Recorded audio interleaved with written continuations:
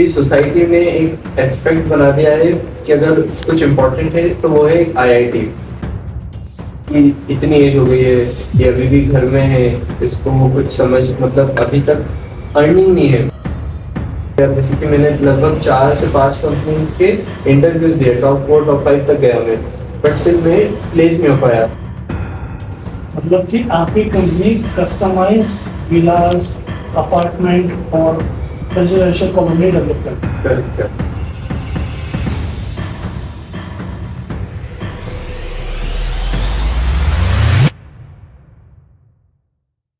आज के जो हमारे मेहमान हैं, जिनको मैं आपसे मिलवाने वाला हूं, बाय प्रोफेशन वो एक सिविल इंजीनियर हैं और एक अच्छी कंपनी को रिप्रेजेंट करते हैं।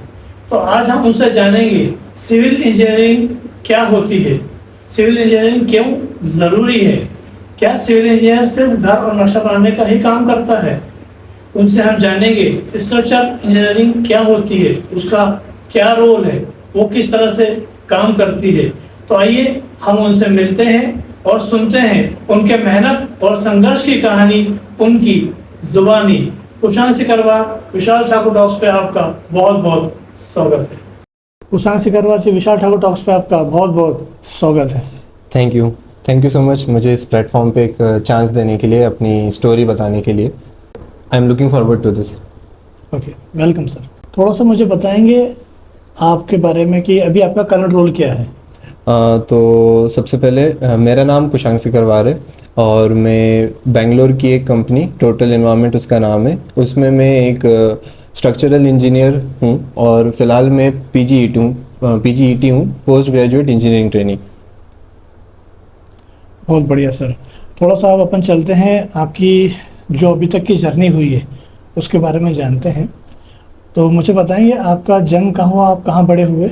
तो मेरा जन्म मेरी नानी के यहाँ पे बुरहानपुर शहर में हुआ है और मेरे मम्मी पापा, मेरे पिताजी की जॉब इंदौर शहर में है, तो मैं पला बड़ा इंदौर में ही हूँ। आपकी स्कूलिंग कहाँ पर हुई। तो वही जैसे कि मैं कह रहा था, तो इंदौर में ही मेरी स्कूलिंग हुई है, नर्सरी से लेके 12th तक के पूरी। मारतम हायर सेकेंडरी स्कूल मेरी स्कूल का नाम है और इंदौर में ही है वो। बहुत बढ़िया सर। सर थोड़ा सा मुझे बताएंगे बचपन में आपका क्या सपना था, आप क्या शुरू से इंजीनियर बनना चाहते थे। तो जैसे कि मेरे बड़े भैया है, वो एक इंजीनियर है, तो जब वो इंजीनियरिंग करना स्टार्ट की थी तो मुझे ऐसा लगा था कि मेरे भैया इंजीनियर बने हैं तो मैं डॉक्टर बनूंगा। तो करीब 4th 5th से मुझे ये लगता था कि ये था कि मैं डॉक्टर बनूंगा, तो मैं सबको ये कहता था कि मैं डॉक्टर बनूंगा। तो एक पर्टिकुलर एज तक के करीब 9th तक मैं डॉक्टर ही बनना चाहता था, बट फिर 9th और 10th में धीरे धीरे मुझे लगा कि मैथ्स से मुझे ज़्यादा लगाव है और मुझे थोड़ा ये खून से और किसी मुझसे मेंढक वगैरह नहीं काटी जा सकती थी, जैसे कि सब बोलते थे कि आपको ये करना पड़ेगा, आपको बहुत कुछ करना पड़ता है, डॉक्टरी करना है। तो फिर मैं उस चीज़ से थोड़ा वो हुआ कि नहीं यार, बायोलॉजी भी आया स्कूल में, बायोलॉजी पढ़ा मैंने, तो मुझे बायोलॉजी से थोड़ा वो लगा। मुझे फिज़िक्स और मैथ्स ये जो थोड़े से लॉजिकल थोड़े से ज़्यादा लगे मुझे ये सब्जेक्ट्स, तो इसलिए फिर मैंने सोचा कि मैं PCM लूँगा और इंजीनियरिंग की तरफ मैं 11th 12th से आगे बढ़ गया।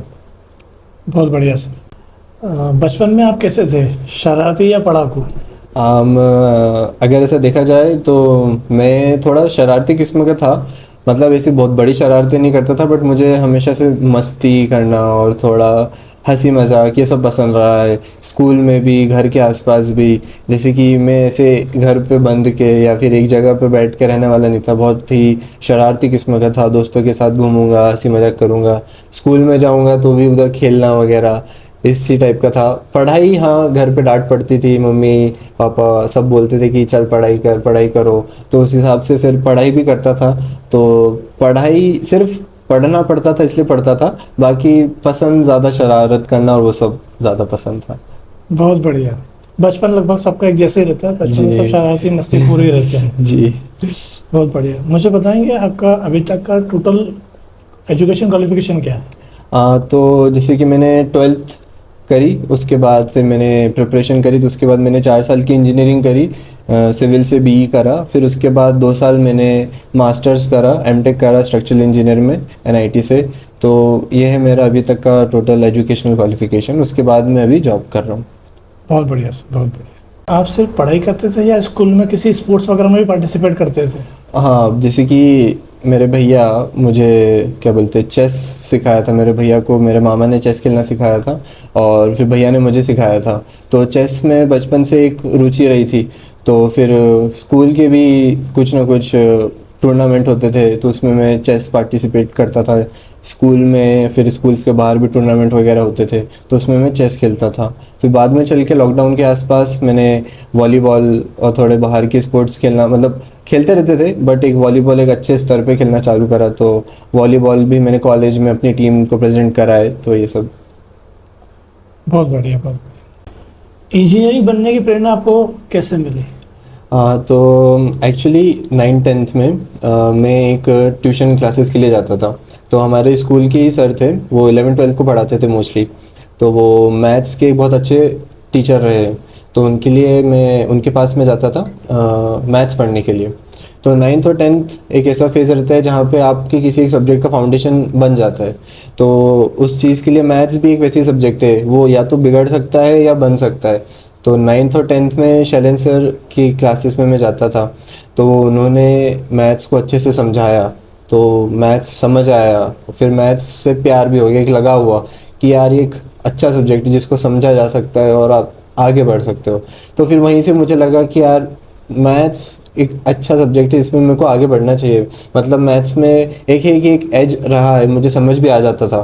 तो फिर सोचा कि पीसीएम लेंगे इंजीनियरिंग, क्योंकि फिर पीसीएम लेते तो एक लगता है कि हाँ इंजीनियरिंग ही सबसे पहले ख्याल में आता है। सही है। फिर बड़े भैया ने भी इंजीनियरिंग करी थी तो फिर गाइडेंस के लिए भी थे भैया, तो सोचा कि इंजीनियरिंग करेंगे। बहुत बढ़िया। तो मुझे आप बताएंगे कि आपने कहाँ से और किस तरह से प्रिपरेशन करी? तो एक्चुअली इंदौर में ही था मैं। तो इंदौर में बहुत सारी कोचिंग्स वगैरह खुल चुकी थी, नीट की, अपने जेई मेन, जेई एडवांस की। तो अब इंजीनियरिंग करनी थी तो फिर वही रहता है कि जेई मेंस और जेई एडवांस की प्रिपरेशन करना रहेगी। तो उसके लिए फिर 11th-12th मैंने एलएन कोचिंग ली थी। तो 2 साल उसी में मैंने अपना दिया था, उसी की प्रिपरेशन के लिए। तो 2 साल फुल फ्लेज्ड मैंने उसी की तैयारी की थी। स्कूल भी था, स्कूल के साथ साथ दोनों को मैनेज करते हुए तैयारी की थी। बहुत बढ़िया। मुझे बताइए तो फिर क्या आपका जेई मेंस और एडवांस में सिलेक्शन के बाद आपको आईआईटी मिल गया? जी नहीं, एक्चुअली मार्क्स जो थे वो इतने नहीं आ पाए थे कि कोई सा अच्छा आईआईटी या अच्छा एनआईटी मिल पाए। तो उसके कारण आईआईटी और एनआईटी तो नहीं मिल पाया था। फिर क्या आपने ड्रॉप लेने के बारे में सोचा? हाँ, तो अब बात ऐसी हो गई थी कि इंदौर शहर में 2 कॉलेजेस है, एक एसजीएस आईटीएस गवर्नमेंट कॉलेज है और आईईटी डीएवीवी, ये भी ऑटोनोमस कॉलेज है। ये दोनों एमपी के बेस्ट 2 कॉलेजेस है। तो फिर अब सिंस एनआईटी और आईआईटी नहीं मिला था तो घर पे भी और ऐसा फैसला हुआ कि अगर इन दोनों कॉलेज में नहीं मिलता है तो ड्रॉप ले लेंगे। तो मैंने भी कहा था कि ठीक है। तो अब इन दोनों में अप्लाई करा तो उसमें से ही एक कॉलेज में आईईटी डीएवीवी में मेरा एडमिशन हो गया था। तो इसलिए फिर सिंस एडमिशन हो गया था तो ड्रॉप नहीं लिया था। आपने सिविल इंजीनियरिंग क्यों सिलेक्ट की? तो दरअसल ऐसा था, जब इंजीनियरिंग हुई तो मेरा था कि कोई सी भी ब्रांच चलेगी, ऐसा कुछ सोचा नहीं था ऐसे। तो इसलिए जब अप्लाई करा ये 2 कॉलेजेस में, जीएसआईटीएस और आईईटी डीएवीवी में, तो राउंड 1 हुआ, राउंड 1 में कुछ नहीं मिला। राउंड 2 हुआ, उसमें इलेक्ट्रॉनिक्स एंड इंस्ट्रूमेंटेशन मिला डीवीवी में। बट ऐसा था कि सोचे कि हो सकता है बेटर ऑप्शन मिल जाए थर्ड राउंड में, अपग्रेड हो जाए। तो इसलिए अप्लाई करा उसमें। बट फिर थर्ड राउंड में कुछ मिला नहीं, तो वो हम पहुंच गए सीएलसी में, कॉलेज लेवल काउंसलिंग राउंड पे। तो वहाँ पे जब हम गए तो मेरी मतलब ओबीसी के लिए सिर्फ क्या बोलते हैं सिविल ब्रांच बची थी। तो जब वहाँ पहुँचे और फिर जब नंबर लगा तो ऐसा था कि सिर्फ सिविल ब्रांच ही बचा थी और मुझे सिविल की ऐसे जानकारी नहीं थी। थोड़ा बहुत पता था कि जो नॉर्मल सबको पता रहता है कि हाँ शायद बिल्डिंग वगैरह इस टाइप का होगा। तो फिर उसमें एडमिशन ले लिया कि सिविल है, ठीक है ले लेते हैं। अपने 4 साल की आईआईटी की जर्नी के बारे में आप थोड़ा सा बताएं, कैसी रही, क्या चैलेंजेस आपने फेस करे, किस तरह से आपने एंजॉय करते हुए अपनी डिग्री कंप्लीट करी? तो अब कॉलेज में एडमिशन हुआ, उसमें जाना चालू करा। तो पहला एक्सपीरियंस था डेफिनेटली कॉलेज में जाना, कॉलेज लाइफ जीना, वहाँ पे बाहर के बच्चों से मिलना। अब तक के तो ऐसा रहता था कि घर के आसपास के बच्चों के साथ स्कूल जाते थे, अब पहली बार ऐसे हुआ कि बाहर के शहरों से बच्चे आते थे, उनसे मिलना हुआ, उनके साथ बाहर जाना चालू हुआ। एक नॉर्मल जो कॉलेज लाइफ होती है कि क्लासेस बंक करना, इधर जाना उधर जाना, कभी घूमने चले गए, कभी खाने चले गए, वो सब स्टार्ट हुआ। फर्स्ट ईयर ये सब समझने में निकल गया। और फिर जब गए कॉलेज में तो पता चला कि सिविल की जो सिचुएशन है हमारी कॉलेज में वो कैसी है। तो हमारी कॉलेज में सिविल की विजिटिंग फैकल्टीज़ रहती थी, एज सच परमानेंट फैकल्टी नहीं थी।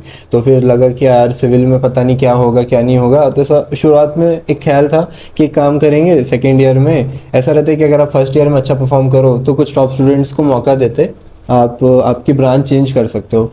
तो वही जो क्रेज़ रहता था कि CSIT ले लेंगे, तो वही सोच के मैं भी आगे बढ़ रहा था कि ठीक है अच्छे से पढ़ाई करेंगे एक साल और CSIT लेंगे तो स्विच कर लेंगे।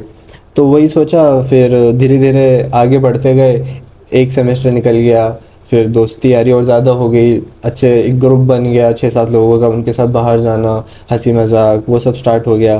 फिर धीरे धीरे मुझे सिविल इंजीनियरिंग के बारे में भी पता चलने लगा कि ओवरऑल वो ब्रांच कैसी है अपने आप में, उसके अंदर क्या होता है, फ्यूचर ऑप्शंस क्या है। तो धीरे धीरे पता चलने लगा, समझ आने लगा। तो फिर कहीं ना कहीं बीच में फैसला ले लिया मैंने कि अब सिविल इंजीनियरिंग में आगे बढ़ेंगे, और फिर उसके साथ उसी को कंटिन्यू करेंगे, स्विच नहीं करेंगे। फिर फर्स्ट ईयर के एंड होते होते लॉकडाउन लग गया, तो वही अपना कोरोना आ गया था।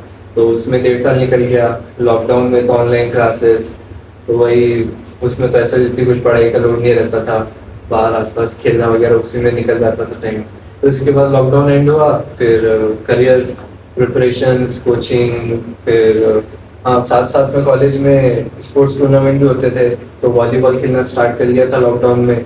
तो वॉलीबॉल टूर्नामेंट्स में पार्टिसिपेट करना, फिर चेस तो रहता ही था, तो चेस और वॉलीबॉल साथ में। तो ओवरऑल जर्नी अच्छी रही, दोस्त थे, सब थे, अच्छे से रहे, 4 साल बढ़िया थे वो। थोड़ा सा मैं जानना चाहूँगा, जैसा सभी लोगों को जो मालूम है, जो मुझे भी मालूम है, कि सिविल इंजीनियर का काम घर बनाना, नक्शा बनाना यही होता है क्या? हाँ तो हाँ, दरअसल ये बहुत सबको यही लगता है। जैसे कि अगर किसी के दिमाग में सिविल इंजीनियरिंग, सिविल शब्द आता है तो लगता है कि हाँ घर बनाना, ये करना। वो गलत है, मतलब थोड़ा सही है, पर बहुत बड़ा पोर्शन वो गलत है। तो अब बात ऐसी हो जाती है कि सिविल इंजीनियरिंग में मुझे भी ये लगता था कि शायद घर, बिल्डिंग, ये सब चीज़ें कुछ रहती होगी। बट जैसे जैसे पढ़ना चालू करा तो पता चला कि सिविल इंजीनियर अपने आप में एक बहुत बड़ा एस्पेक्ट है। इसके अंदर 4-5 मेन डोमेन्स है, डिपार्टमेंट है, जिसमें आप अपना करियर फॉलो कर सकते हो।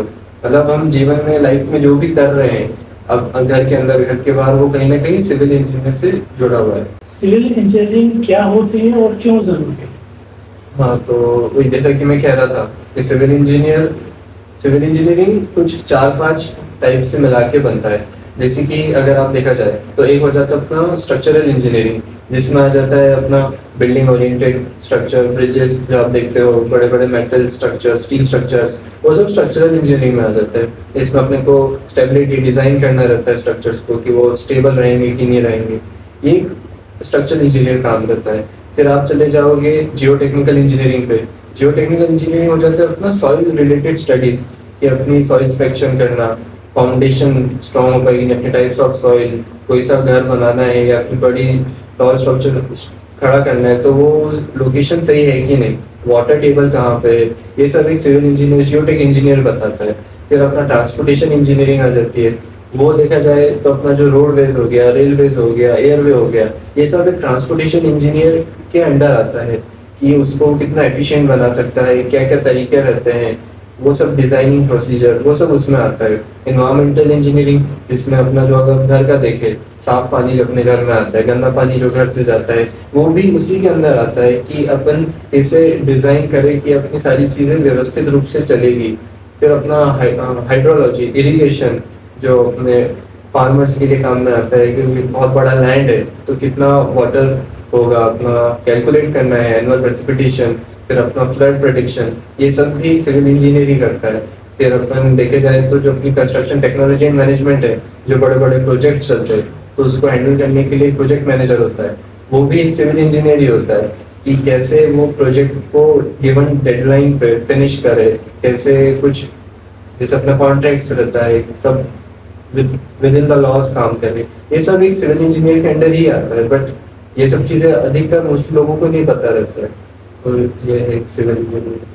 बहुत बढ़िया। आज मुझे ही मालूम पड़ा कि सिविल इंजीनियरिंग का एक बहुत बड़ा मेजर रोल होता है और बहुत सारे एस्पेक्ट्स में काम करता है। बहुत अच्छी जानकारी आपने दी। आपको पढ़ाने में, आगे बढ़ने में आपके पेरेंट्स का क्या रोल है, उन्होंने क्या सेक्रीफाइस कॉम्प्रोमाइज़ किए आपके लिए? तो आज मैं जो कुछ भी हूँ वो मैं अपने मम्मी पापा के कारण हूँ, मेरी फैमिली के कारण हूँ। उन्होंने जो कुछ भी मेरे लिए किया है उसकी बदौलत ही आज मैं जहाँ पे भी हूँ उनकी वजह से ही हूँ। जैसे कि मेरे पापा पुलिस में हैं, हम इंदौर में क्वार्टर में रहते हैं, तो मेरे पापा कभी एक्स्ट्रा इनकम जो पुलिस जिस चीज़ के लिए फेमस रहती है पापा कभी उस चीज़ के लिए नहीं गए। पापा प्रमोशंस के लिए नहीं गए क्योंकि पापा को पता था कि अगर पापा का प्रमोशन होगा तो जब प्रमोशन होता है तो आपका ट्रांसफ़र भी होता है, तो अगर ट्रांसफ़र होगा तो फिर हमें इंदौर से बाहर जाना पड़ेगा, उसके कारण हमारे एजुकेशन पे इम्पैक्ट आएगा। तो उसके कारण पापा ने एक नॉर्मल डेस्क जॉब ले ली, जिसके कारण पापा एक 9 to 5 ऑफिस जॉब करते थे, जिसमें भी पापा हम पे भी टाइम दे सकते थे, शाम में सुबह भी। तो पापा ने इस तरीके से हमेशा, पापा और मम्मी की फर्स्ट प्रायोरिटी हमेशा मैं और मेरे भैया ही रहे। तो कुछ भी होता था हमेशा, जैसे कि मेरी मम्मी हाउस वाइफ है, मम्मी ने बाहर जॉब करने के लिए कभी ट्राई नहीं करा क्योंकि मम्मी का था कि मैं घर पे रहूँगी तो ये अच्छे से पढ़ पाएंगे। मम्मी का पूरा ध्यान हमारी पढ़ाई पे रहता था। बाहर अगर कुछ फंक्शंस है, कहीं रिलेटिव्स के यहाँ पे शादी है या जो भी है, तो मम्मी कभी नहीं जाती थी। मम्मी, हमारी एग्ज़ाम है, हमारी पढ़ाई है, तो मम्मी वो सब छोड़ देती थी कि पहले तुम लोग हो।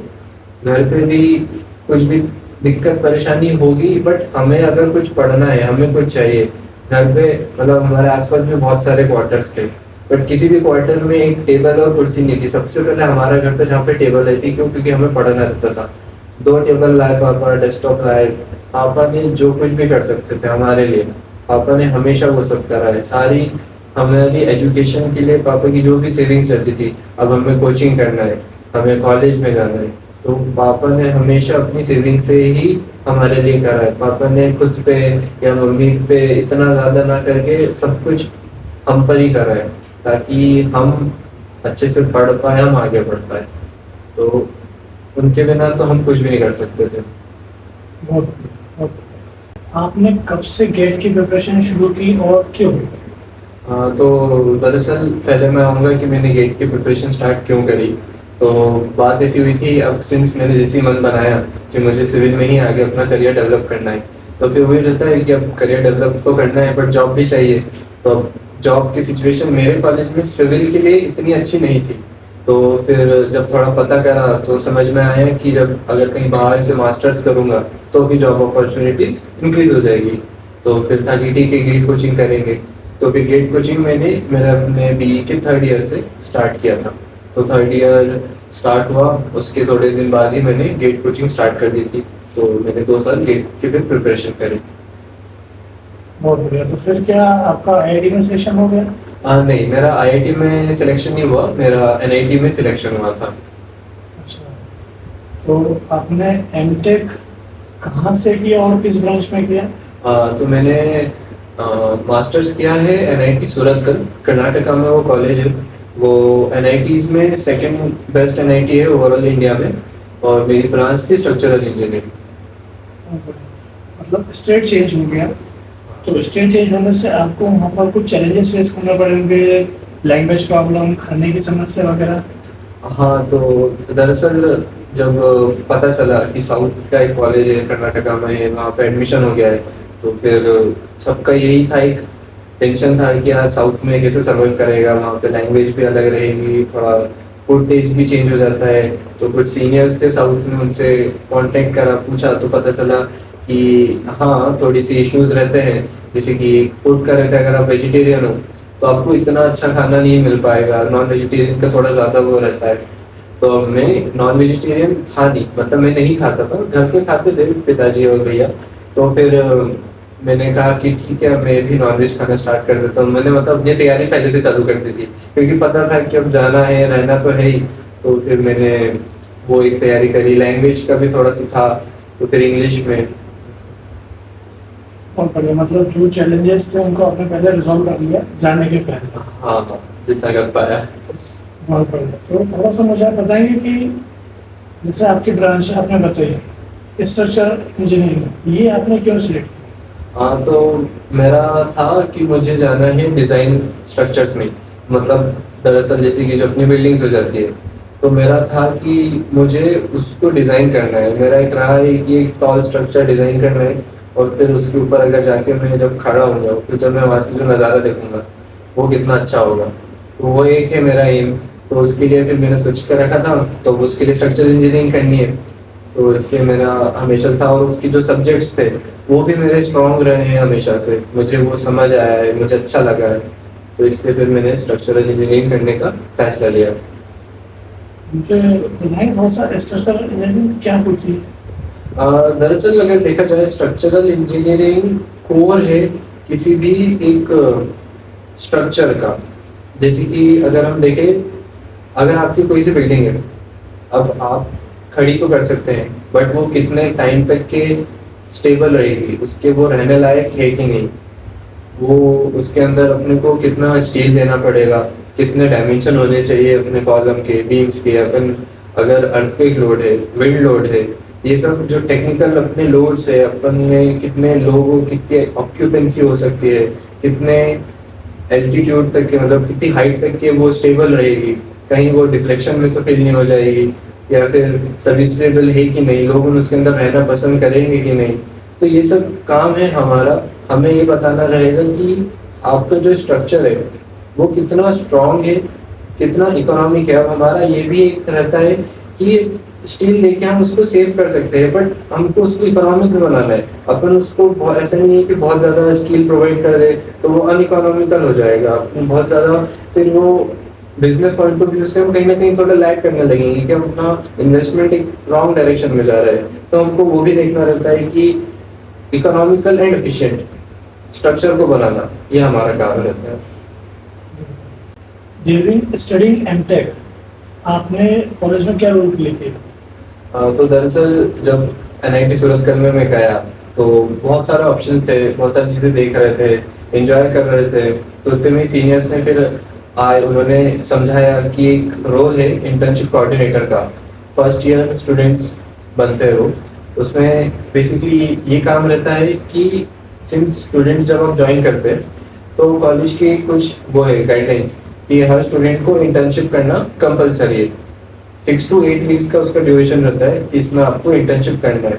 तो वो रहता है, तो अब उसमें इंटर्नशिप तो करना है बट अब इंटर्नशिप कंपनीज में करना है तो उसके लिए कंपनीज को कांटेक्ट करना पड़ेगा। और भी बहुत सारी चीज़ें रहती है जैसे कि स्टूडेंट्स को गाइड करना, क्योंकि स्टूडेंट्स नए नए जाते हैं कॉलेजेस में, उनको नहीं पता रहता है कि इंटर्नशिप क्या होती है। अगर पता भी रहता है तो ये नहीं पता रहता है कि कहाँ करनी चाहिए, उनके लिए कौन सी इंटर्नशिप अच्छी रहेगी, उनके लिए करियर के लिए क्या सही है क्या नहीं सही है। और तो वो हमारा काम रहता था, तो स्टूडेंट्स को गाइड करना और कंपनीज को कांटेक्ट करना कि हमारे पास स्टूडेंट्स हैं जो आपकी कंपनी में इंटर्नशिप के लिए इंटरेस्टेड है। तो हम उन कंपनीज को कांटेक्ट करते थे। तो करीब करीब फर्स्ट ईयर में 6 से 7 महीने के लिए मैं इंटर्नशिप कोऑर्डिनेटर का रोल प्ले करा था, जिसमें सीनियर्स गाइड करते थे डेफिनेटली। तो उनके गाइडेंस में फिर हमने कुछ 20-25 कंपनीज को अप्रोच किया था, जिसके लिए हम चाहते थे कि हमारे स्टूडेंट्स जहाँ पे इंटर्नशिप कर सकते हैं। बहुत बढ़िया। तो मुझे बताएंगे आप थोड़ा सा कि आपने कहाँ से और कितने ड्यूरेशन की इंटर्नशिप कर ली और ड्यूरिंग इंटर्नशिप क्या चैलेंजेस आपने फेस किए? हाँ तो मैंने मुंबई की एक ब्रिज कंसल्टेंट फर्म है राज इंफ्रा इंजीनियर्स, मैंने वहाँ से इंटर्नशिप करी है। वो एक ब्रिज डिज़ाइन की कंपनी है और मेरा वहाँ पे 3 महीने का ड्यूरेशन था। तो समर इंटर्नशिप रहती है, तो समर इंटर्नशिप पे हम गए थे, तो मैंने वहाँ से इंटर्नशिप करी थी। तो चैलेंजेस अगर देखा जाए तो अब तक मैंने किसी जगह पे काम नहीं किया था, मतलब शुरुआत से लेके अभी तक मैंने सिर्फ पढ़ाई करी है बचपन से। तो ये इंटर्नशिप एक ऐसा मौका था जहाँ जीवन में पहली बार मैं काम कर रहा था कि एक कंपनी कैसे काम करती है, उसका क्या स्ट्रक्चर रहता है, चीज़ें थोड़ी अलग रहती है उसमें। स्कूल नहीं है, क्लास नहीं है कि आज मन नहीं है तो आज नहीं जाते हैं। वहाँ पे आपको जाना है तो जाना है, काम करना है तो काम करना है। तो वो एक नए चैलेंजेस थे, एक नया इन्वायरमेंट था, एक फिक्स टाइम रहता था कि आपको वहाँ पे काम करना है और ये टाइम है, डेडलाइंस भी रहती है कि यार ये आपको आज खत्म करके देना है। तो ये सब चीज़ों से पहली बार मुलाकात हुई कि कॉर्पोरेट लाइफ क्या होती है, तो वो पता चला। तो फिर वो सब चीज़ें थी। थोड़ा सा मुझे आप बताएंगे कि इंटर्नशिप क्यों ज़रूरी होती है, इसके करने के क्या फ़ायदे हैं? हाँ, तो दरअसल अगर देखा जाए तो इंटर्नशिप को आप एक प्रैक्टिकल ट्रेनिंग समझ सकते हैं। अभी तक आपने जो किया है वो है थ्योरेटिकल चीज़ें, आपने देखा है, आपने समझा है, बट आपको ये नहीं पता है कि आप उसको रियल लाइफ में कैसे अप्लाई करोगे। तो वो चीज़ें आप सीखते हैं आपके इंटर्नशिप में। अगर आप एक अच्छी कंपनी में जाएंगे तो वो आपको गाइड करेंगे कि कैसे काम होता है। जैसे कि मुझे नहीं पता था एक बॉक्स कलवर्ट क्या होता है, वो किसी को भी नहीं पता रहेगा। जब मैं वहाँ गया मुझे पता चला कि जो अंडरपास रहते हैं उसको डिज़ाइन करना है तो कैसे कितना स्टील लेना चाहिए, कहाँ पे अपन क्या प्रोवाइड करेंगे। और फिर सॉफ्टवेयर्स रहते हैं, एक्सेल शीट्स रहती है, आप आपस में कम्युनिकेशन में आप बात करोगे टीममेट से। हो सकता है एक प्रोजेक्ट को दो लोग मिलकर काम कर रहे हैं तो आप कम्युनिकेशन में आपका इम्प्रूव होता है, कोऑर्डिनेशन इम्प्रूव होता है। तो ये सब चीज़ें रहती है जो आप जाके बिल्ड करते हैं, जो यही काम में आता है। क्योंकि इन फ्यूचर आपका यही रहेगा कि आप कितना अच्छे से कोऑर्डिनेट कर सकते हो लोगों के साथ। काम तो आप सीख जाओगे बट आपको कम्युनिकेशन बना के रखना पड़ेगा। तो क्या इंटर्नशिप करना ज़रूरी है? जी, अगर आप इंटर्नशिप करेंगे तो आपके लिए बेहतर रहेगा। जैसे कुछ कुछ कॉलेजेस की कंपल्सरी गाइडलाइंस रहती है कि आपको मिनिमम ऑफ 6 वीक्स इंटर्नशिप करना ही रहेगी, क्योंकि वो आपको एक रियल वर्ल्ड का आइडिया दे देता है कि ओके मैं कहाँ जाने वाला हूँ। आपको और क्लैरिटी आ जाती है कि आपको किस टाइप की फर्म में काम करना है या आप कुछ और परस्यू करना चाहते हैं। तो उससे आपको एक अच्छी गाइडेंस मिलेगी। बहुत बढ़िया। तो ड्यूरिंग इंटर्नशिप आप मुंबई में कहाँ रहे, कैसे रहे? मुंबई में हमारी कंपनी कांदिवली में थी, तो वहीं कांदिवली में हम गए, हमने ढूंढा तो पता चला पीजीज वगैरह अवेलेबल थे। तो वहीं पे एक अपार्टमेंट में हम 2 लोग थे। तो बट बात ऐसी हुई कि 30 माले की एक बिल्डिंग थी, तो उसमें 2 अलग अलग माले पे ऐसा था कि एक 2 BHK है, उस 2 BHK में हम 7 लोगों को रहना रहता था कि 3 लोग हॉल में रहते थे और 4 लोग 2-2 करके 2 रूम में रहते थे। तो हमने जाके देखा तो उसमें पता चला कि एक 28वें माले पे रहेगा और एक 5वें माले पे रहेगा, उसमें भी हम साथ में नहीं रह सकते थे। तब हमने कहा कि ठीक है अभी यही है जो मिल रहा है, तो हम वहाँ जाके रहने लगे। तो फिर हम वहीं पे रहते थे, खाने की व्यवस्था हमको खुद को करना रहती थी। तो सुबह कभी हम कुछ खा लेते थे रास्ते से, तो कभी कुछ बना लेते थे, रात में भी टिफिन लगा लिया था, या फिर भोजनालय चले जाते थे, या फिर ऑफिस में कुछ देख लेते थे। तो यही सब चीज़ों को 3 महीने तक के हमने जैसे जैसे करके मैनेज किया और काम किया। बहुत बढ़िया। थोड़ा सा जब आप एमटेक कर रहे थे तो वहाँ की हॉस्टल लाइफ कैसी थी आपकी, किस तरह से आप हॉस्टल में रहते थे? तो देखा जाए तो एमटेक के पहले लगभग 18-19 साल जितने भी थे मैं घर पे ही रहा हूँ।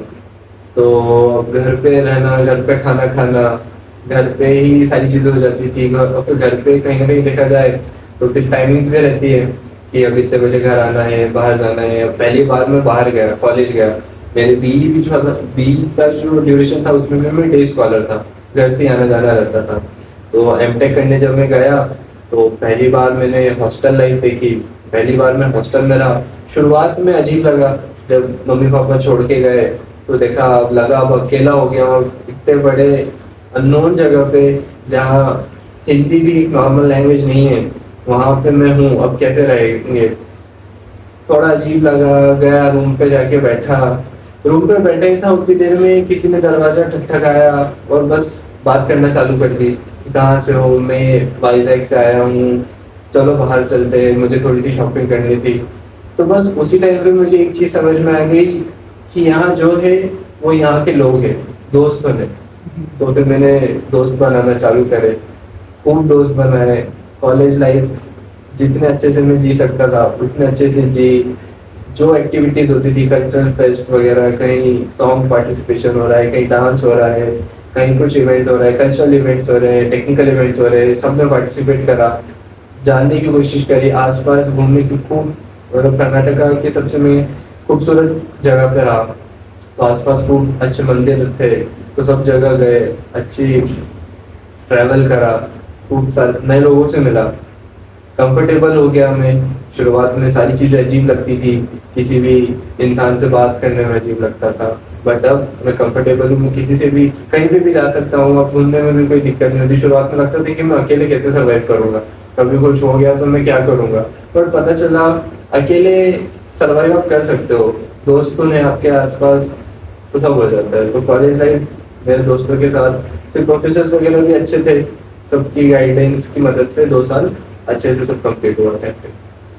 बहुत बढ़िया। अब हमको मुझे था कि final year, begin final year MTech में आपको क्या लगा? तो अब जैसे कि फर्स्ट ईयर में मैं इंटर्नशिप कोऑर्डिनेटर था, तो 6-7 महीने काम करा, सीनियर्स थे, तो उन्होंने कहा कि अब आपका काम वगैरह अच्छा है, इंटरव्यू लिया, उन्होंने कहा सब सही लग रहा है, तो अब आप प्लेसमेंट कोऑर्डिनेटर भी बनो। तो मैं प्लेसमेंट कोऑर्डिनेटर बना, मेरे साथ और भी मेरी ब्रांच के लिए हम 2-3 लोग थे, और ओवरऑल सिविल डिपार्टमेंट के लिए हम कुछ 10-12 लोग थे, तो हम 10-12 लोग टोटल 150 लोगों के लिए रिस्पॉन्सिबल थे कि हमें इन 150 लोगों के लिए प्लेसमेंट्स लगाना है।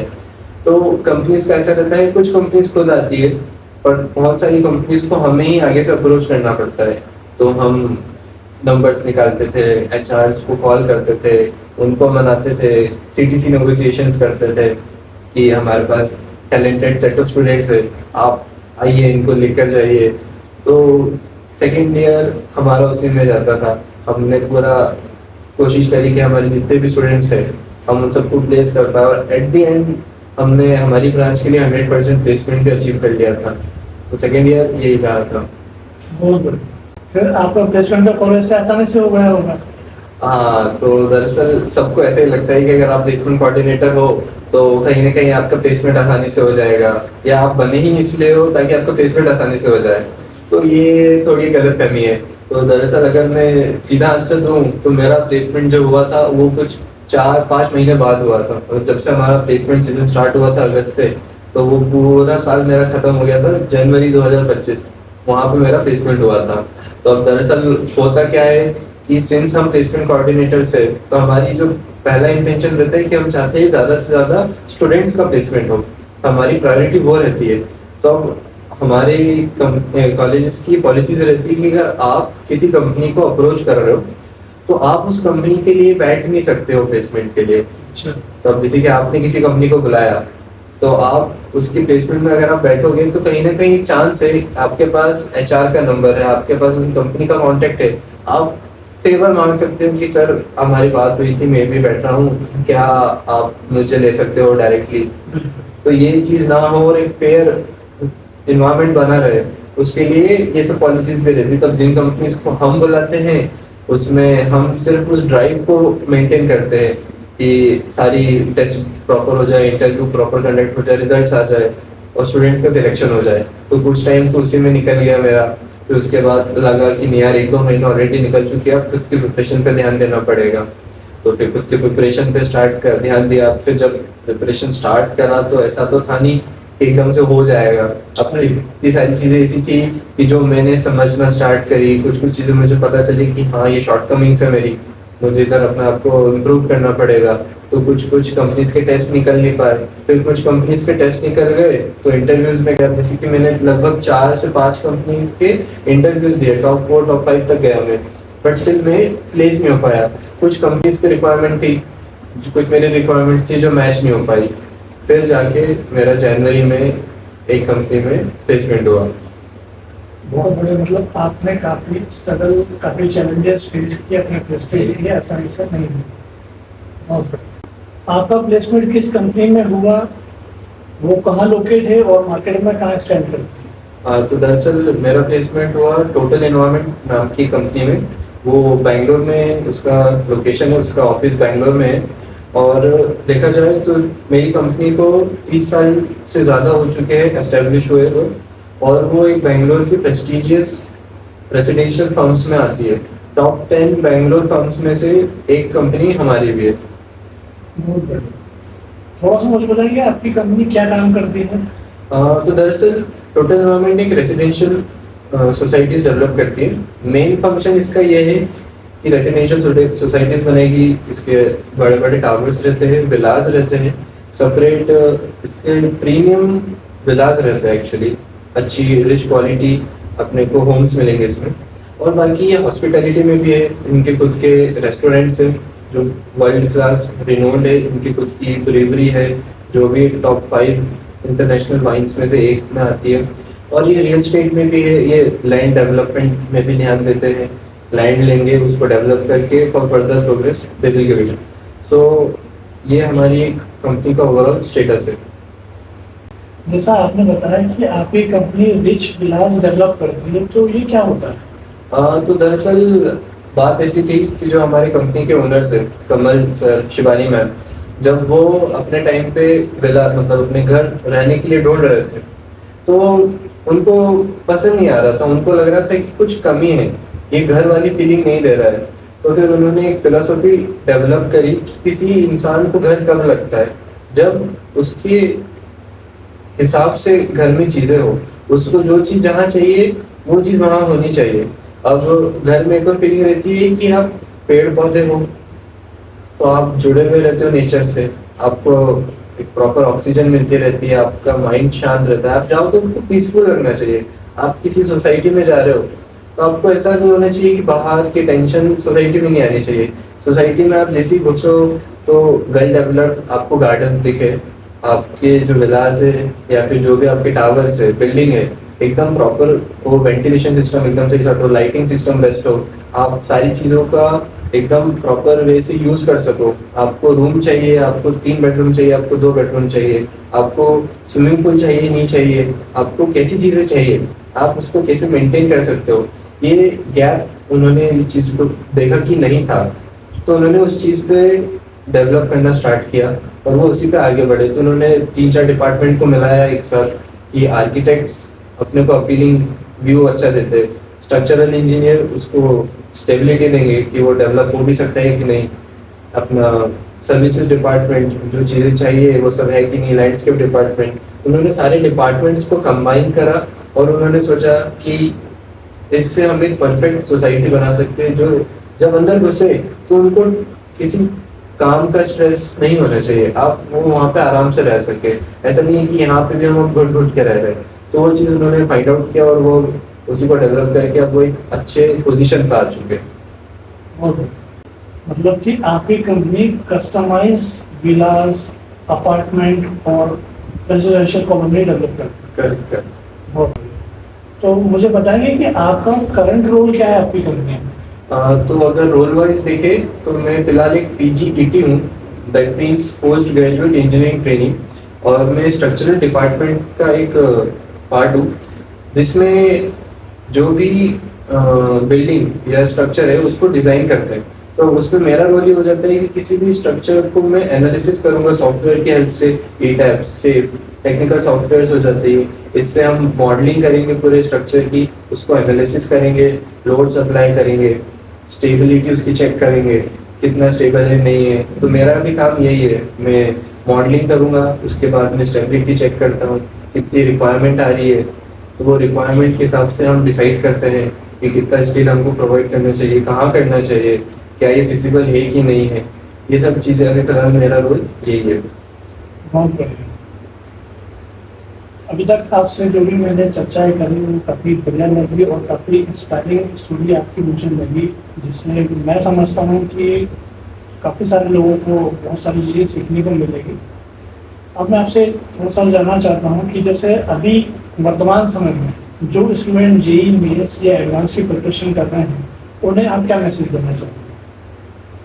हाँ तो हाँ मतलब जो भी प्रिपरेशन अगर कर रहा है अभी JEE में, JEE एडवांस की प्रिपरेशन करे वो अच्छा है, सही है, मन लगा के अपनी तैयारी करें।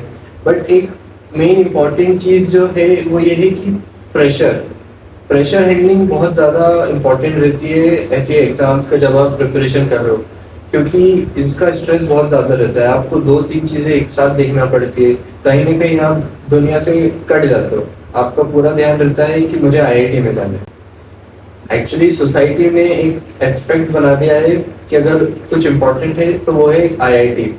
नो डाउट आईआईटी बहुत प्रेस्टिजियस कॉलेजेस है, बहुत अच्छे कॉलेजेस है, आप उसमें जाओगे तो डेफिनेटली आपको लाइफ में बहुत ज़्यादा अच्छी अपॉर्चुनिटीज मिलेगी, बट एंड नहीं है वो। अगर सपोज आपने प्रिपरेशन करी, आपने 2 साल मेहनत करी, अब आपका नहीं हुआ तो आपको बहुत ज़्यादा मायूस नहीं होना है। ऐसा नहीं है कि आपकी लाइफ एंड हो चुकी है, एक मौका था, अब आपको लगता है कि आप ड्रॉप लेना चाहते हो, आप ड्रॉप ले सकते हो डेफिनेटली। अगर आपको लग रहा है कि यार मेरी प्रिपरेशन में कहीं कमी रह गई थी, या फिर आपने जब क्वेश्चन पेपर को देखा तो आपको लग रहा है कि यार मुझे इस चीज़ पे इस तरीके से ध्यान देना चाहिए था, तो आप डेफिनेटली ड्रॉप ले सकते हो। बट अगर आपका मन नहीं है, या फिर आप ये भी कर सकते हो कि आप एक स्टेप पीछे आ जाओ। अगर आपको एनआईटी भी नहीं मिल रहा है सपोज, तो आप किसी नॉर्मल कॉलेज में, अच्छे डिसेंट कॉलेज में आप 4 साल दो, उसमें आपको और क्लैरिटी आ जाएगी कि आपने जो ब्रांच ली है वो ब्रांच आपको अच्छी लग भी रही है कि नहीं लग रही है, आप उस ब्रांच में आगे बढ़ना चाहते हो कि नहीं। अगर आप उस ब्रांच में आगे बढ़ना चाहते हो तो आपके पास फिर गेट की एग्जाम रहेगी, तब आपको फिर से आईआईटी एनआईटी में मौका मिलेगा। तो तब आप, और कहीं ना कहीं आपकी एज भी ज़्यादा हो जाएगी थोड़ी, अब आप थोड़े से मैच्योर हो जाओगे, तो आपके पास अब और ज़्यादा अच्छा मौका है। कहीं ना कहीं थोड़ा सा जो कंपटीशन है गेट में थोड़ा कम हो जाता है, तो आपको इतना प्रेशर भी नहीं रहेगा। बट स्टिल आप वहाँ पे जाके भी आपको पढ़ाई तो करना पड़ेगी, बट आपको प्रेशर हैंडलिंग बहुत ज़्यादा ज़रूरी रहता है। तो उन स्टूडेंट्स के लिए ये एडवाइस रहेगी कि अपना बेस्ट दो, बट वही जो सब कहते हैं कि जो होगा वो अच्छे के लिए होगा। एंड डेफिनेटली मेरे साथ भी वही हुआ, मुझे शुरुआत में नहीं मिला, बट स्टिल आज मैंने वो 4 साल की प्रिपरेशन करी, फिर मैंने गेट दी, और मैं अभी एक अच्छे एनआईटी से मैंने मास्टर किया। तो जो भी होगा कहीं ना कहीं आपके लिए अच्छा ही होगा, तो स्ट्रेस नहीं लेना है, सब हो जाएगा। आपके हिसाब से सिविल में क्या स्कोप है, गवर्नमेंट, प्राइवेट या सेल्फ? हाँ, तो दरअसल अगर देखा जाए स्कोप वाइज सबसे ज़्यादा ऑप्शंस, अपॉर्चुनिटीज जो है वो सिविल में है। नो डाउट अगर आप CSIT के CTC से कंपेयर करोगे तो इनिशियल लेवल पे सिविल का हमेशा कम रहेगा, बहुत कम रहेगा। बट आप सिविल में ध्यान दीजिए तो गवर्नमेंट जॉब्स जो है सबसे ज़्यादा सिविल के लिए रहेगी। सिविल के लिए इतनी डेडिकेटेड एग्जाम्स है, जैसे कि PSC एग्जाम है, AE, JE और भी ब्रांचेस के लिए रहती है, लेकिन सबसे ज़्यादा जो ओपनिंग्स रहती है वो सिविल के लिए रहती है। आपको क्लास 1 ऑफिसर्स के लिए जॉब मिल सकता है, मतलब अगर आपको गवर्नमेंट जॉब चाहिए तो आप आराम से सिविल में मिल सकती है आपको। तो गवर्नमेंट में आपके पास अच्छा स्कोप है। PSUs है, बड़े बड़े PSUs है जो गेट स्कोर के थ्रू और उनकी एग्जाम्स होती है, रेलवेज वगैरह भी है जिसमें आपको गेट के थ्रू अच्छी जॉब मिल सकती है। और फिर प्राइवेट की बात करें तो डेफिनेटली इनिशियल लेवल का आपका जो प्राइवेट में पैकेज रहेगा वो कम रहेगा। ऑन एन एवरेज सिविल का जो इनिशियल पैकेज रहता है वो 6 to 8 CTC के आसपास ही रहता है, और ये कंपनी स्टैंडर्ड है। इट्स नॉट लाइक कहीं पे ज़्यादा कहीं पे कम। मोस्टली 80% लोगों को 6 to 8 के आसपास ही मिलेगा। बट सिविल में सबसे अच्छी चीज़ जो है वो ये है, with the time, with the experience आपकी वैल्यू बहुत ज़्यादा बढ़ जाती है, क्योंकि जो हमने सीखा है ग्राउंड लेवल पे हम अप्लाई नहीं कर सकते हैं कॉलेज से निकलते से ही, हमें सीखना पड़ेगी वो चीज़। तो वो चीज़ प्राइवेट में अगर देखा जाए तो वो बहुत ज़्यादा अच्छी है। सीखने के पॉइंट ऑफ व्यू के हिसाब से प्राइवेट कंपनीज आर बेस्ट। आप वहाँ पे जाइए, आप 3 से 5 साल खूब काम करिए, आपको एक वास्ट एरिया ऑफ एक्सपर्ट बन जाओगे। आपको समझ आ जाएगा कि कैसे काम होता है, कैसे आपको समझना है, कैसे करना है। उसके बाद सेल्फ के ऑप्शंस बहुत ज़्यादा है। आप अपना खुद का स्टार्ट कर सकते हो, कंसल्टेंसी फर्म स्टार्ट कर सकते हो। अगर MP में ही देखें तो एट दिस पॉइंट कोई बिग प्लेयर नहीं है। जो बड़ी बड़ी MNCs है, अपना L&T है, WSP है, ये सब कोई भी नहीं है अभी MP में, क्योंकि अभी MP में जो वास्ट डेवलपमेंट हो रहा है वो कुछ सिटीज़ में है, इंदौर, भोपाल, जबलपुर, ग्वालियर। बट आने वाले टाइम में इन सब में बहुत ज़्यादा ग्रोथ होने वाली है। तो आप अभी से अपने आप को प्रेप कर सकते हो कि हाँ, यहाँ पे अभी कोई प्लेयर नहीं है। आप चाहो तो अपना खुद का फॉर्म खोल सकते हो, आप टीम बना सकते हो आपकी। तो स्कोप सिविल में बहुत ज़्यादा अच्छा है। और फिर इसके साथ साथ आप चाहे तो आप मास्टर्स कर सकते हैं, और सबसे ज़्यादा रिसर्च का ऑप्शन आपको मास्टर सिविल में बहुत ज़्यादा मिलता है। आप पीएचडी के लिए भी अच्छी खासी आपको ओपनिंग्स मिलती है सिविल में। आप पीएचडी करके अगर आपको टीचिंग में जाना चाहते हो आप, तो आप डेफिनेटली बहुत अच्छे प्रोफेसर बन सकते हो। और एक फाइनल मैसेज जो आप हमारी ऑडियंस को देना चाहें। हाँ, तो जैसे कि मैं अगर अपने एक्सपीरियंस से बताऊं, तो जब मैं एनआईटी सूरतकल गया, वहाँ मैंने मास्टर स्टार्ट करा, तो मैंने एक चीज़ नोटिस करी कि जो मेरी एज है और जो बाकी लोगों की एज है उसमें बहुत बड़ा डिफरेंस था। मेरी एज थी करीब 22 के आसपास, और जो एवरेज एज, अगर सिर्फ मैं मेरी ब्रांच की बात करूँ तो एवरेज एज ही थी कुछ 25-26। तो 4 से 5 साल का एवरेज एज का डिफरेंस मैंने फिर थोड़ा देखा, थोड़ा और समझा, तो मुझे पता चला कि प्रॉपर गाइडेंस नहीं होती है लोगों के पास कि क्या करना है उन्हें। बट उनको ये है कि उनको कुछ अच्छा करना है अपनी लाइफ में। उन्होंने बैचलर्स करा, उनको नहीं समझ में आया क्या करना है, उन्होंने कुछ, हो सकता है जॉब करने लग गए 1-2 साल, या फिर कुछ प्रिपरेशन करने लगे किसी गवर्नमेंट एग्जाम की, या फिर कुछ नहीं हुआ उन्होंने मास्टर्स करने लगे, तो उन्होंने उसकी फिर कोचिंग ढूंढी, उन्हें कोचिंग मिली, फिर उन्होंने उस पर टाइम दिया, फिर वो मास्टर्स के लिए आए यहाँ पे। तो उनकी एज जो थी वो ज़्यादा हो गई, 27-28। बट यहाँ से जो मुझे एक अच्छी चीज़ जो लगी कि उनकी एज इतनी है, बट स्टिल उनके घर वालों ने या फिर कभी ऐसा वो नहीं करा कि यार शादी कर लो, इतनी एज हो गई है। क्योंकि घर वालों पे एक टेंशन रहता है, पेरेंट्स को थोड़ी चिंता रहती है घर वाले बच्चों की कि इतनी एज हो गई है, ये अभी भी घर में है, इसको कुछ समझ, मतलब अभी तक अर्निंग नहीं है, मतलब उनको फ्यूचर सिक्योर करना रहता है अपने बच्चों का। तो कहीं ना कहीं वो एक दबाव में आ जाते हैं, थोड़ा सोसाइटी का भी प्रेशर रहता है कि क्या कर रहे हैं तुम्हारे बच्चे, हमारा तो यहाँ है, तुम्हारा कहाँ है। तो वो उस दबाव में भी आ जाते हैं, तो उसके कारण कभी कभार वो गलत फैसले ले लेते हैं। कभी वो शादी का प्रेशर बनाने लग जाते हैं, या फिर बोलते हैं कि हम कुछ देर लिए सेटअप कर देते हैं। तो वो चीज़ मेरे जो साथ वाले थे उनके साथ थोड़ा बहुत हुआ होगा, बट स्टिल उन्होंने हार नहीं मानी, उन्होंने गिव अप नहीं करा, द वेंट फॉर इट। उन्होंने पूरी कोशिश करी कि उनको जो सही है, उन्होंने एग्जाम क्रैक करी, आज उन्होंने हमारे साथ पढ़ाई करी, आज वो सब अच्छी जगह पे जॉब कर रहे हैं। अगर उन्होंने उस टाइम पे हार मान ली होती या फिर अपने पेरेंट्स के दबाव में आ गए होते, तो वो आज यहाँ नहीं होते। आप आज से 5 साल बाद उनकी लाइफ में जो डिफरेंस होगा वो एक अलग लेवल पे होगा। उनको पता है कि उनको अपने आसपास के लोगों को भी वो प्रॉपर गाइड कर सकते हैं, उनके आने वाले जो जनरेशन रहेगी उनको भी प्रॉपर गाइड कर पाएंगे। एक बाहर का जो एक्सपोजर रहता है ना, वो बहुत इंपॉर्टेंट रहता है। तो अब जैसे कि अब आप गेट की भी जब तैयारी कर रहे होते हो, तो आप पे एक दबाव रहता है, गेट की हो गई, जेईई एडवांस की हो गई, आप पे रहता है कि मुझे आईआईटी चाहिए, तो मुझे लानी है top 200, top 300 year, all India rank 300 के नीचे होगी तो ही काम चलेगा। कोचिंग पे भी कहीं ना कहीं ऐसा इन्वायरमेंट बना देते हैं, प्रेशर बना देते हैं कि यार टॉप 200 के अंदर तो आने ही आना है। और जब समझ में भी नहीं आता इतना, तो लगता है कि हाँ यार अगर 200 के अंदर नहीं आ पाया तो शायद जीवन बर्बाद हो जाएगा। तो उसी में लगे रहते हैं सब। और फिर जब वो उसी प्रेशर के साथ एक माइंडसेट बन जाता है कि मुझे इतने मार्क्स लाना है, मतलब इतने क्वेश्चन अटेम्प्ट करना है, और फिर वो जब बैठते हैं एग्जाम पेपर लिखने, एग्जाम डे के दिन वो देखते हैं कि यार इतना तो बन ही नहीं रहा है, इतने क्वेश्चन नहीं सॉल्व हो रहे, तो आधा पेपर देने के बाद ही वो इतने प्रेशर में आ जाते हैं कि वो फ्यूचर के बारे में सोचना चालू कर देते हैं कि यार मुझे ड्रॉप लेना पड़ेगा क्या, या फिर मुझे लगता है इधर ही कुछ जॉब करना पड़ेगी, यार पेरेंट्स क्या बोलेंगे घर पे, इतना बोल के मैं प्रिपरेशन करने आया था, मेरी तो कुछ सही नहीं जा रहा है। कुछ चीज़ें आपकी प्लानिंग के हिसाब से नहीं हो पाती है, तो वो अब वहाँ पे उस प्रेशर में जो कर भी सकते थे वो नहीं कर पाते। तो एक प्रेशर हैंडलिंग थोड़ा ज़रूरी चीज़ है। बट मेन इंपॉर्टेंट ये है कि ऐसा नहीं है कि टॉप 200 और 300 का ही सेट है। अगर मैं मेरा पर्सनली बताऊँ तो मेरी रैंक तो 3000 के आसपास थी, बट स्टिल मुझे बहुत अच्छा टॉप सेकंड बेस्ट एनआईटी मिला। इनफैक्ट मुझे फर्स्ट में मिल सकता था, बट मैं आगे के राउंड्स के लिए नहीं गया, मुझे फर्स्ट राउंड में ही मिल गया था। तो अब मैं खुद हैरान था एक्चुअली जब मुझे मिला कि यार मुझे तो लगा था कि मेरा कुछ हो ही नहीं पाएगा। तो मुझे उस पॉइंट पे पता चला कि बहुत अपॉर्चुनिटीज रहती है, ये सिर्फ एक उस एयर में रहते हैं, पता नहीं रहता है। तो मोस्ट इम्पॉर्टेंट स्टूडेंट्स के लिए मैं ये कहूँगा कि आप अच्छे से रिसर्च करो, आप अच्छे से सब एग्जाम को समझो, आप आपको एक प्रॉपर समझ में आएगा। जो उस चीज को कर चुका है आप उससे बात करो तो आपको समझ में आएगा कि आपको प्रेशर कितना लेना चाहिए, कितना नहीं लेना चाहिए। तो उस हिसाब से आप आगे बढ़ पाओगे। और कभी भी आप लेट नहीं हो।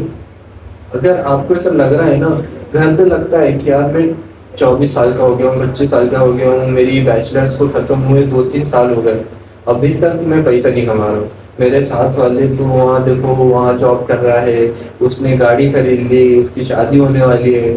आपको दूसरों के दबाव में नहीं आना है। आपके पास टाइम अभी भी है। आप आज भी 1 साल 2 साल दे सकते हो, क्योंकि 1-2 साल आपको इस पॉइंट पे लगता है कि यार मेरी एज इतनी हो जाएगी, फिर क्या होगा। बट जब आप वहाँ पे पहुँच जाते हो ना, तो आपको पता चलता है कि यार ये तो कुछ भी नहीं था। मेरे साथ वाले आज सबकी एज इतनी है, बट आज सब खुश है। उन सबका यही कहना है कि उनका जीवन का सबसे बेस्ट फैसला जो था वो था मास्टर्स करने का। उनके लाइफ के बेस्ट 2 इयर्स वो बोलते हैं भले यहाँ रहे।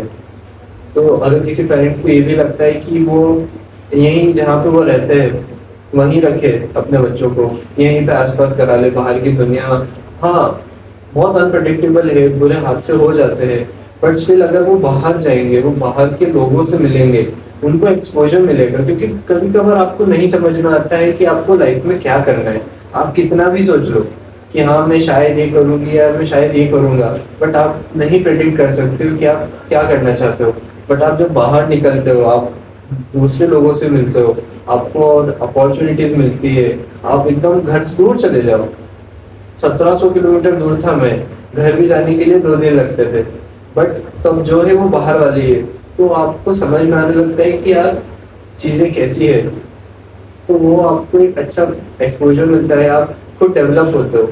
आपको भी पेरेंट्स भी कहीं ना कहीं शुरू में डरते हैं, बट जब वो भी देखते हैं कि यार अपने बच्चे आज कितने सक्सेसफुल है, तो वो भी समझ जाते हैं कि यार हाँ, तो ये उन लोगों की ड्यूटी है जिन लोग पेरेंट्स को या जिन स्टूडेंट्स को नहीं पता है उनको गाइड करें। क्योंकि नहीं पता होता है, जब तक कि उनको कोई नहीं बताएगा या फिर तब तक कि वो आगे नहीं बढ़ पाएंगे। तो गाइडेंस बहुत ज़रूरी है, उनको गाइड करें कि सब अच्छा है, बाहर इतना भी बुरी दुनिया नहीं है, आप बाहर निकलिए, आपको अच्छे लोग मिलेंगे। और हमेशा बाहर अच्छे लोग हैं, बुरे हैं बट अच्छे ज़्यादा हैं। तो आपको बस अच्छे लोगों को ढूंढना है और आप उनके साथ रहें। तो मतलब अगर देखा जाए तो लास्ट कंक्लूजन ये रहेगा कि पेरेंट्स और स्टूडेंट्स दोनों आपस में एक तालमेल बना के रखिए। कुछ चीज़ें पेरेंट्स को नहीं पता रहती है, नहीं समझ आती, वो स्टूडेंट्स बच्चे उनको बताए समझाए कि ऐसा होता है।